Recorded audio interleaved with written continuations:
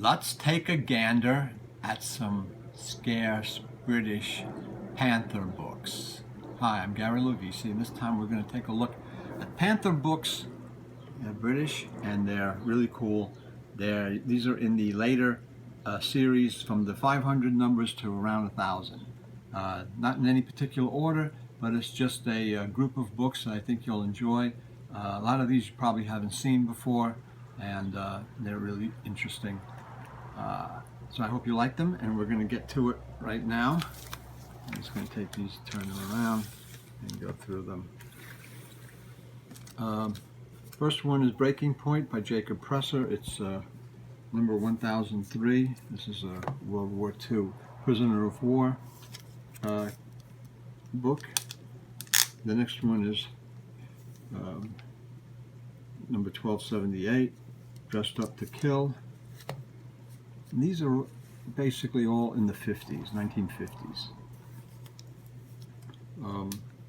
Love and Desire and Hate by Neil Bell is number 1055. Move a little closer together, guys. Yeah. That? Yes, perfect. Thank you. Number 595 is The World is 6 Feet Square by Alan Carew. This is another prisoner of war novel about a soldier captured in western deserts of North Africa by Italian troops. And this is a Vernon cover. Vernon did some really excellent cover art, very striking cover art. And number 1413 from 1962, Fiction of a Generation. Basically, it's juvenile delinquent or current fiction at that time. A collection of different stories. Number 825 is The Golden Hawk by Frank Yerby, and it's a classic pirate novel. Great cover art. I Bought a Star by Thomas Furbank is number 558, and this is an example of one of the many World War II genre paperbacks that were published in the 50s and 60s. Took place in Europe, and also some of them in Asia and the Pacific when the war against the Japanese. Number 999 is The Day After Tomorrow by Roy Farron.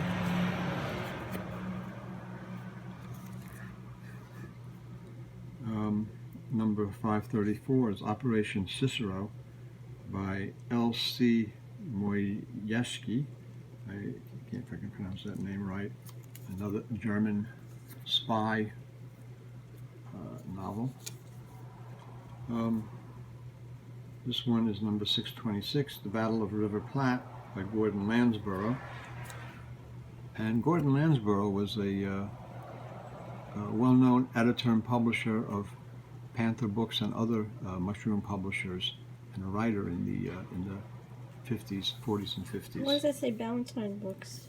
It has a Valentine sticker on it, so I don't know. Maybe it was imported into the United States, but it has a sticker on the book.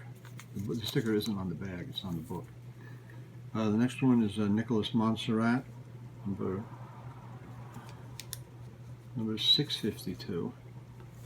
And it's 3 corvettes. It's another World War II with the British Navy, and actually has a photo of Nicholas Montserrat in the back. He wrote a lot of naval warfare books. They're pretty good, actually, but he's kind of not well known today. Number 756 is A Touch of Pitch by W.B. Thomas, and this is about the Mau Mau Rebellion in Kenya in the 50s, and it's a Kirby cover. Kirby signed it here, Josh Kirby. It's a great cover art. This is from 1960.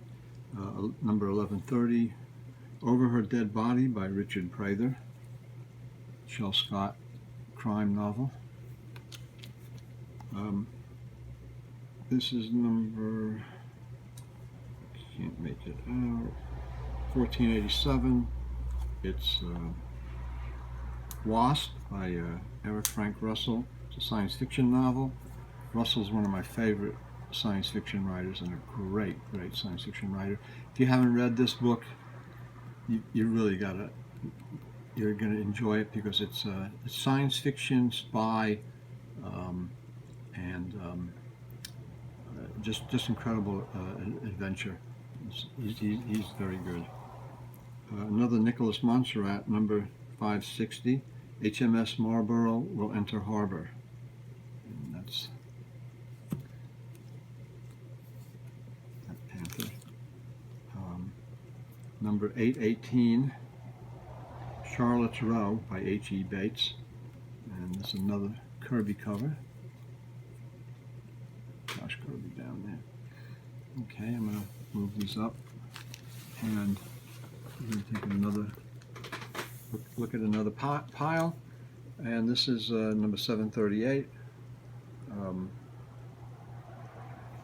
This is White Coolies by Betty Jeffrey, and this is about the women prisoners of war of the Japanese in the Pacific.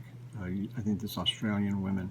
And this is a Heed cover, and it's signed here under, not by Heed, but under his actual name, Cy Webb. His name was, I think, Cyril Reginald Heed, and a lot is better known as Reginald Heed or Heed. But this is one of the books that he did after he got into all the difficulties with some of the really risque covers that he did for the British Gangster Digest in the early 50s. Then the later 50s, he continued doing cover art, but he signed it, rather than Heed, he signed it Cy Webb. This is number 821, The Vikings by Edison Marshall. I don't know who did the cover. That's the Kirk Douglas cover, that based on the movie, which is an incredible, really great movie.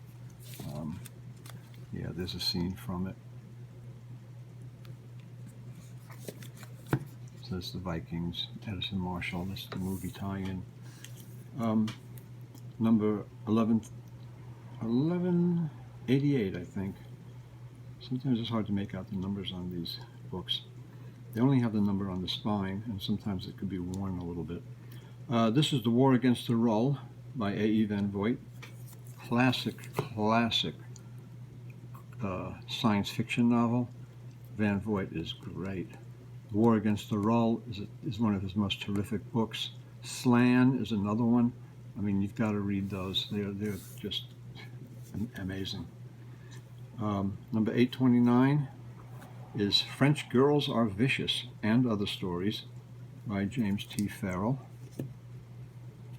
Kind of noir, risque, adult kind of stories. Number 1511 from 1963 is Tomorrow Came by Edmund Cooper. Now, Edmund Cooper is another British science fiction writer, not well known in the United States, who wrote a hell of a lot of good stuff. He wrote some really great books. And the Overman Culture, there's as many Edmund Cooper books that he should be rediscovered. And if you have any of his books, give him a try, read him, and he's really great. You know that French Girls Are Vicious? That looks like the Violent Nights Maguire image. Yeah, well, I know. It does. It might even be, but I don't think it's signed. But here's one that is a Maguire, and it is signed. Famous American Crimes. This is number 858 by David Rowan. And this is from 1958. And this is a Maguire cover, and actually this book is signed by Maguire. The next one is The Transposed Man, number 696 by Dwight V. Swain. Dwight Swain was a pulp science fiction writer and a pretty cool old gentleman. I met him, actually I was introduced to him by Mike Avalone. And Dwight Swain was a really nice guy, and wrote some really good, serviceable science fiction pulp adventures. Number 1136 is Looking 'Em Over by James T. Farrell, another one of his kind of tempestuous, risque, noir, urban kind of novels. Number 994 is Shadow of the Eagle by James Bagley, hard-boiled crime novel, Private Eye. Number 881 is The End of Eternity by Isaac Asimov, famous Isaac Asimov science fiction novel. Number 895 from 1957, and this is I Rode with the Ku Klux Klan by Stetson Kennedy. This is a famous classic novel, anti-Klan novel, by a investigative reporter who went into the Klan to try to publicize their evil, and it's a famous book. And the art, the cover art is just incredible, and it's by, again, we have Cyril Webb or Reginald Heed who did the cover art on this one. Next one is 620. It's Crime Is My Business by Duncan Webb. The biggest murder cases to hit the headlines, true crime, and it's got a Vernon cover. And the next one is The March Out by James Shaw, and it's number 532. I cannot read who the cover art is by. I don't know if you could read that. Is that Micklewright? I'm not sure. It's a World War II. It's a World War II novel. A lot of these, the crime books, some of these crime books are never reprinted, have never been reprinted. The war books haven't been reprinted. Some of the science fiction have, of course. Number 598 is another incredible one, Stalingrad by Theodore Plivier, and this is World War II, Stalingrad War, and the cover is by, again, Cy Webb Heed, and he did a wraparound cover for this one, so you can see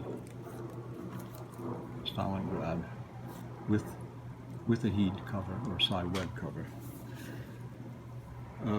768 is one by one of my favorite writers. This is Line of Fire by Donald Hamilton. Donald Hamilton wrote created the Matt Helm adventures, and this is one of his. I don't know if this is. I do not believe this is a Matt Helm. It's an early crime novel of his. His stuff is really good, really, really good, and really hard-boiled. The next one is an anthology. It's number 1414, and it's the Fantastic Universe Omnibus, edited by Hans Stefan Santenson. It's got Arthur C. Clarke, L. Sprague de Camp, Isaac Asimov, and others. And Fantastic Universe was a science fiction.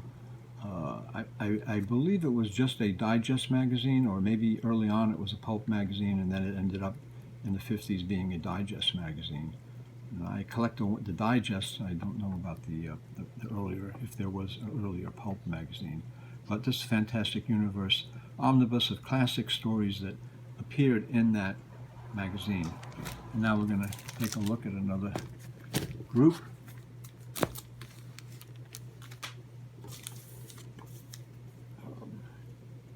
Panther number 1024, The Accident by Dexter Masters.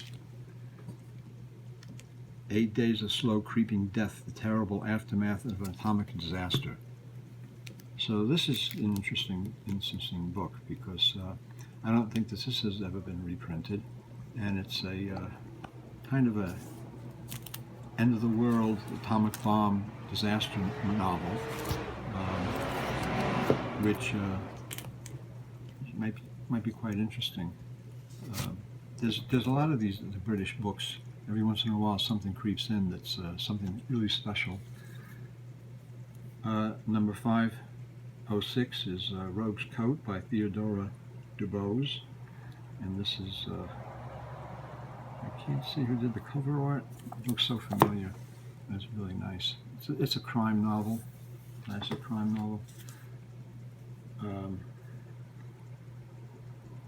Next one is 826, Fabian of the Yard, London After Dark, and I don't know who the author is. It doesn't say on here. Probably says inside. I'm not going to open it up. That's a British crime novel. This one has the number off the spine. It's The Long Overcoat, excuse me, by Pete Fry, another British crime novel. 685 is the classic The Blackboard Jungle by Evan Hunter.